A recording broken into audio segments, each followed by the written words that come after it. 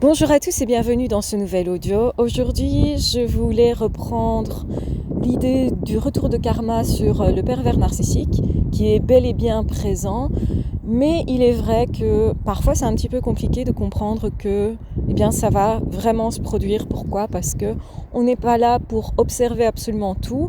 On voit souvent beaucoup plus les apparences de la vie de cette personne-là et donc on croit que ça va bien, alors qu'intérieurement, il ne faut pas oublier que cette personne, elle est intérieurement vide, elle ne vit rien d'intéressant en tout cas, juste de temps en temps elle se croit puissante, mais c'est tout et ce n'est qu'illusion. Donc en fait, ce qui est important de rappeler, c'est que c'est pas parce que vous ne voyez pas certaines choses qu'elles n'existent pas, et c'est un peu le sujet de cette chaîne aussi, c'est de montrer qu'il y a des personnes qui ont ce qu'on appelle le don de double vue. Alors moi je pense que tout le monde a plus ou moins ça, pourrait développer ça, donc j'ai du mal à parler de don réellement, mais on peut dire qu'il y a des personnes qui ont accès à certaines choses et donc c'est important que ces personnes-là informent les autres personnes de la réalité de cet autre monde et de dire oui, en fait dans l'autre monde ça ne se passe pas si bien que ça pour eux.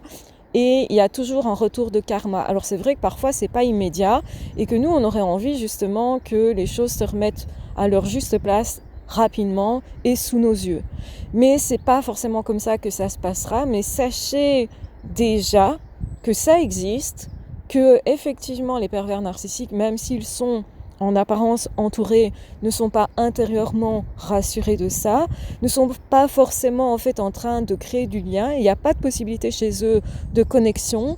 Alors je ne sais pas si vous imaginez votre vie sans aucun lien réel, si on retire l'essence même de tous vos liens, qu'est-ce qui reste vraiment de votre vie ? C'est la question que je pose.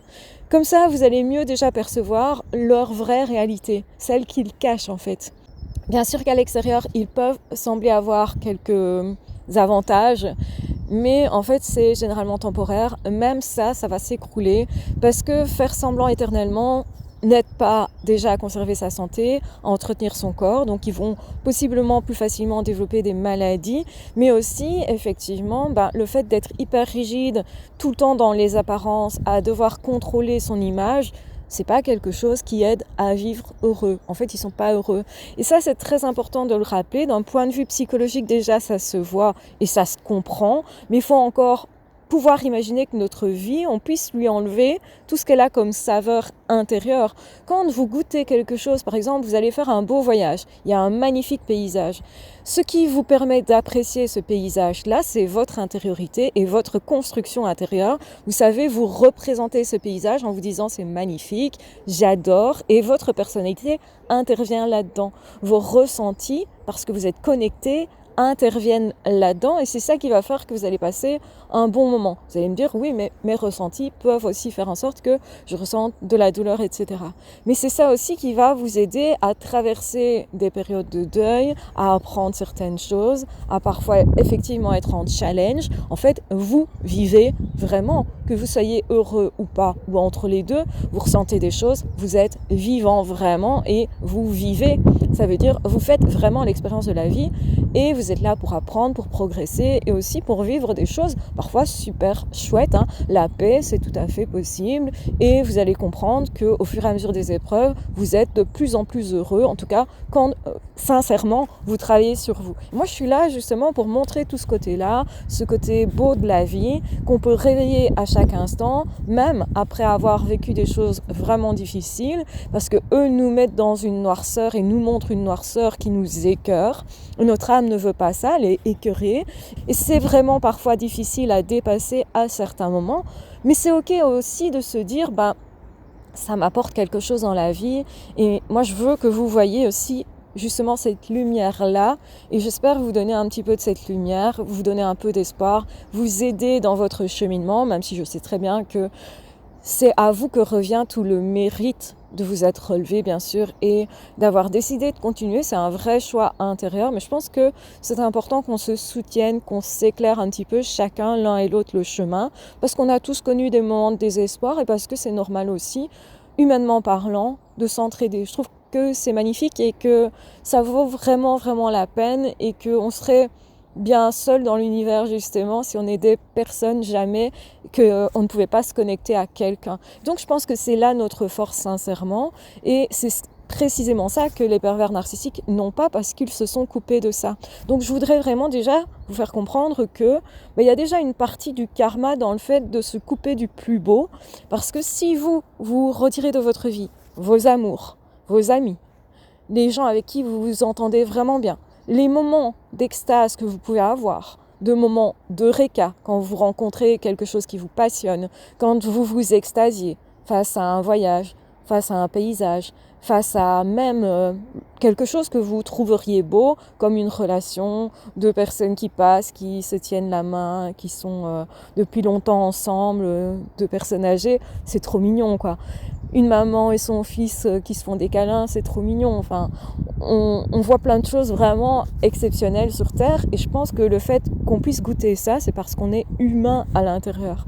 Et donc si eux s'enlèvent leur humanité, parce qu'ils l'ont décidé et redécidé et encore redécidé, malgré le fait qu'ils sont quand même confrontés à des personnes justement extrêmement aimantes et humaines, parce que les victimes des pervers narcissiques sont extrêmement aimantes, humaines et donnent beaucoup, et ben malgré ça, ils restent dans la colère, dans la haine, etc. Et donc du coup, c'est vraiment un choix qu'ils refont continuellement. Faut arrêter de dire « Oh, c'est une maladie, c'est pas de leur faute », ça c'est faux, hein. C'est ce qu'ils voudraient vous faire croire, mais en réalité, c'est un choix qu'ils ont fait, qu'ils refont, et qu'ils sont même fiers de refaire, mais en fait, c'est illusoire, en fait, hein. On voit bien que ça ne les remplit pas, que c'est que de l'orgueil, de l'ego.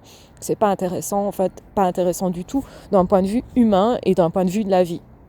Donc il y a déjà ce côté-là, où ils sont déjà sacrément punis, et ils se punissent eux-mêmes déjà, et donc on va pas les plaindre pour ça, parce qu'ils pourraient choisir autre chose à tout moment.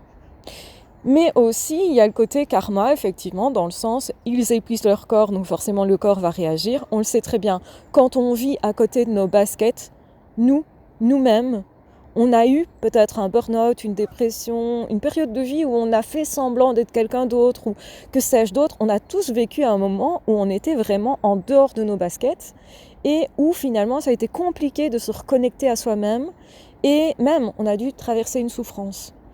Et donc du coup, on comprend combien on a mis aussi à mal son corps, son esprit, etc. Et que c'était compliqué après peut-être de croire à nouveau en nous, en notre vie ou en des relations. Parfois justement on s'est égaré comme ça en étant dans des relations pas bonnes pour nous, etc. On le sait très bien que ça met à mal notre corps, notre esprit, etc. Notre âme, je dirais. Et donc c'est aussi ce qu'il s'inflige tous les jours. Donc on voit forcément qu'il y a déjà un retour de karma aussi à ce niveau-là. Bien sûr, le karma, ça va plus loin puisque ça traverse de vie en vie. Et même si actuellement vous ne voyez pas qu'ils vont traverser des galères, déjà parce qu'ils cachent leurs galères, bah oui, parce que l'image compte tellement que même s'ils n'ont plus rien sur leur compte en banque, il faut toujours qu'ils fassent semblant qu'ils ont quelque chose. Donc ça, vous n'allez pas le voir, leur problème. Et pareil, effectivement, au niveau relationnel, vous n'allez pas voir le nombre de disputes qu'ils ont, etc. Donc voilà. Donc effectivement, vous entendez certainement des bruits extérieurs, parce que je suis à l'extérieur, mais bon, j'ai décidé quand même de le faire dans la spontanéité du moment. Et voilà, j'ai toujours fait ça, donc voilà, j'espère que ça vous dérange pas trop. Et puis, il y a des bruits, je pense... cool, d'autres moins, hein. Bon, il y a une ambulance qui passe, mais bon, ça arrive à tout le monde. Voilà, du coup, effectivement, ce que je voulais dire par là, c'est qu'il y a des choses que vous ne verrez pas. Parce qu'ils ont tendance à se cacher quand ils sont pas bien, quand effectivement leur image n'est plus brillante. Et il faut bien comprendre cet état-là et comprendre aussi que ça peut mettre le temps, effectivement. Le karma, ça peut prendre du temps. Vous ne serez pas forcément là pour le voir, vous ne serez pas forcément là non plus au moment où ça va se retourner. Peut-être que vous serez passé à autre chose et vous ne regarderez plus dans cette direction-là. Et honnêtement, je vous le souhaite parce que c'est plus important pour vous de réaliser votre vie et d'être concentré sur celle-ci, sur votre construction à vous, et pas sur ce qui est écœurant et finalement qui nous écœure. Hein. Et effectivement que, même si ça ne se retourne pas dans cette vie-ci, c'est pas pour ça qu'ils ne vont pas vivre une vie dans laquelle, juste après, ils vont être exactement dans la situation qu'ils ont infligée aux autres. Et ça, vous ne le verrez pas forcément. Il y a juste les médiums qui savent dire, ah bah tiens, comme par hasard, cette personne-là, elle a fait ça dans sa vie précédente et puis maintenant elle vit ça.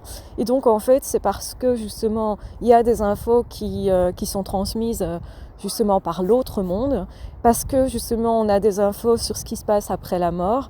Il y a des gens qui disent, ah ben ça, Dieu seul le sait, c'est faux. Donc il faut partir des infos que nous avons. Bien sûr, on n'a pas toutes les infos, mais ce qui est sûr, c'est qu'ils ne s'en sortent pas comme ça. Donc c'est important de le rappeler encore et encore.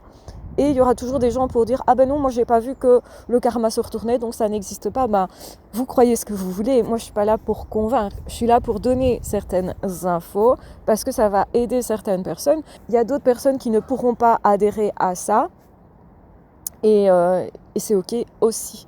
Donc c'est tout à fait normal, on ne peut pas adhérer à tout, parfois il nous faut du temps pour accepter certaines idées, parfois on pensait que, moi à un moment donné quand j'étais adolescente, je pensais sincèrement que les gens qui parlaient d'esprit et de choses comme ça, c'était pas forcément quelque chose qui existait, que c'était plus pour se rendre utile, que c'était des histoires plus qu'autre chose, et j'arrivais pas forcément à croire à ça. Évidemment, quand vous-même vous vivez des choses et que ça se reproduit suffisamment de fois que pour que ça vous interloque suffisamment et vous pose question, forcément, à ce moment-là, on peut changer de point de vue. Donc voilà tout simplement un petit peu ce que je pouvais rajouter sur ce sujet-là. Et donc dans tous les cas, prenez bien soin de vous et je vous embrasse très fort. Et on se retrouvera très vite dans d'autres audios ou dans d'autres vidéos. Ciao, bye bye. Si vous le souhaitez, vous pouvez vous abonner à la chaîne, commenter, partager et liker, etc. Et effectivement, je vous demande dans les commentaires de rester respectueux et en fait d'être tolérant parce que c'est important. Vous avez en face de vous des personnes qui effectivement se reconstruisent, des personnes qui ont besoin peut-être de gentillesse. Donc n'hésitez pas si vous avez envie d'être sympa avec les autres, etc. Ça les aidera sur leur chemin. On néglige bien souvent en fait l'aide qu'on peut apporter aux autres, même si c'est un petit geste, un petit regard, un petit sourire. Parfois ça fait une grosse différence dans notre journée, on le sait tous. Et pourtant, on oublie de le faire pour les autres. Donc je rappelle simplement ça. Voilà, prenez bien soin de vous et on se retrouvera très vite dans d'autres audios ou dans d'autres vidéos. Ciao, bye bye.